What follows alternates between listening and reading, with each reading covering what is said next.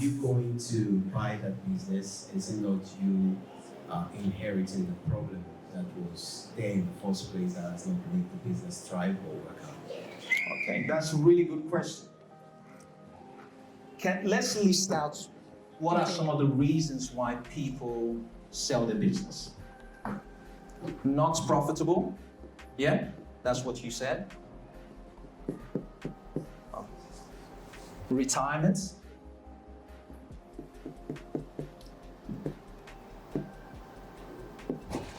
Divorce.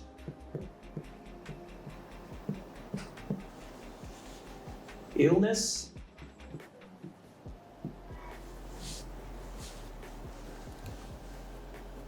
Business partner breakup.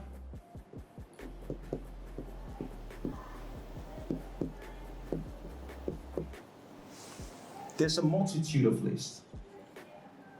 Now understand, yes, this could be a reason why some people are selling their business. You don't need to buy this type of business. There's too many businesses out there.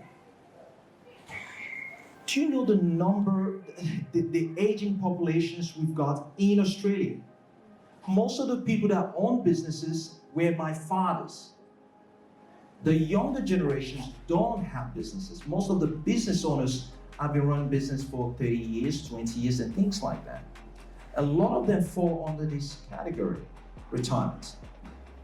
And you get a situation, husband and wife have a business, they're going through a separation, divorce, and that's the reason why they're selling it. Someone has got a critical illness, they can't run the business anymore, that's the reason why they're selling it. Two business partners. So you go through the lists. Obviously, you need some sort of sound financial knowledge for you to be able to read financials and things like that, for you to be able to understand the numbers. Numbers matters.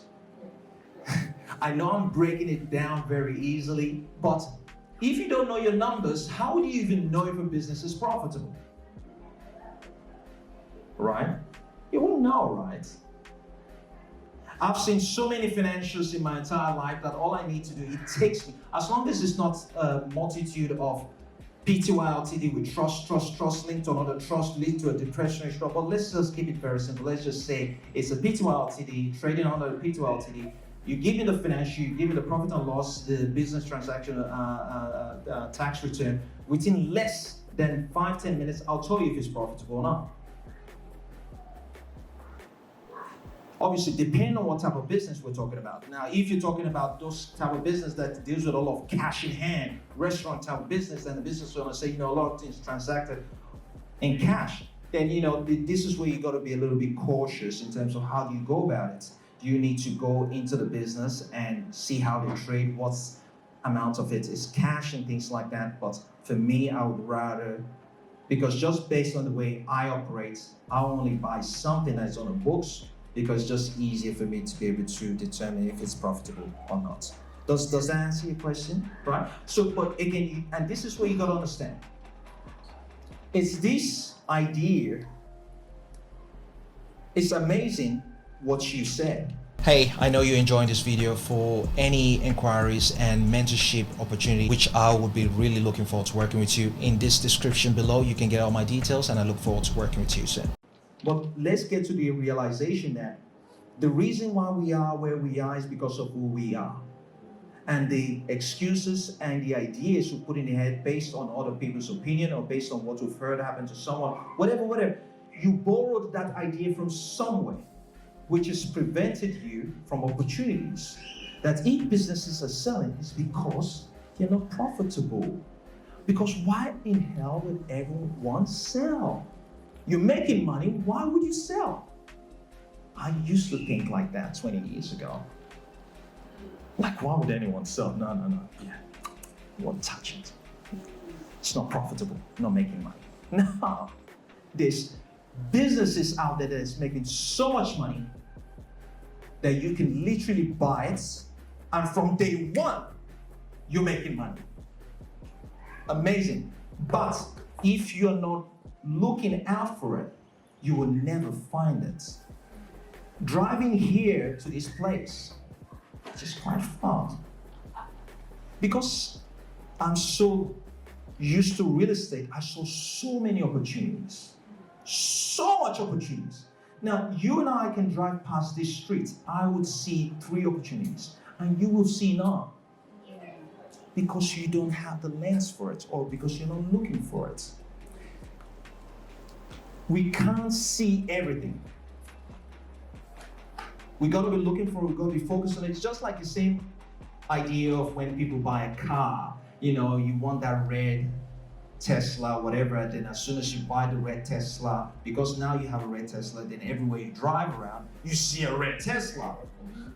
That's the way it works. You gotta be in it. You gotta be looking for it to present itself to you. It's just the same way when you speak to a stockbroker, or you speak to a real estate agent, or you speak to a chiropractor, or you speak to someone in the NDI field. When you get someone that works in the NDI space and they go to certain areas, they will identify opportunity that is aligned with what they do.